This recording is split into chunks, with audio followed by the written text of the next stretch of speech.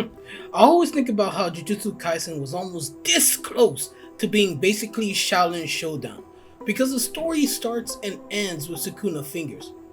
They seem potentially like the Shikon Jewel or the Dragon Balls of the JJK verse. From how the very first few curses the MC faced against were curse rooms called the Finger Bears, which I thought were finger bears, my disappointment when they were just dreadheads instead of actual bears. But not entirely my fault. Bear and bear sounds pretty close. But anyway, when it came to finding Sukuna fingers, it probably has to be the single most untapped potential storyline for the series, with the second most being Cursed Tools.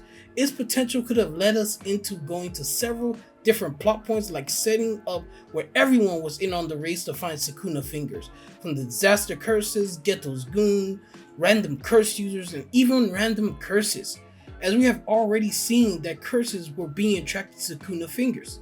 This then would expand on the dynamic of the JJK verse, the relationship between curse users, sorcerers, the politics, and even the world building. It would also allow for more downtime for the cast to build more and better chemistry, and the relationship dynamics aside from the main cast.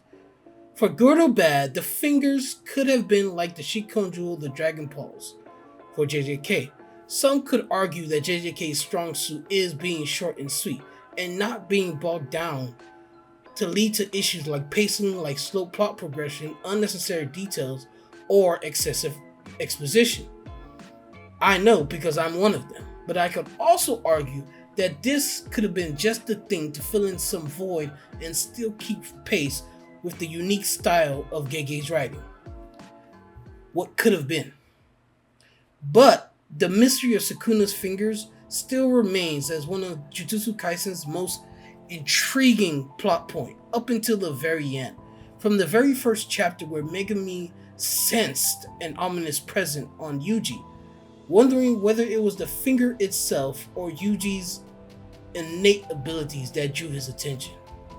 Yuji's extraordinary strength even sparked theories about a possible connection to Sukuna's fingers at birth. And as the story progressed, the fingers themselves became the blue clues, as some would be involved with curses, turning them to dreadheads, and would look at the fingers themselves with some developing root-like growth or looking crystallized, theorizing that each finger would be a different ability and so on, adding layers to their mystique.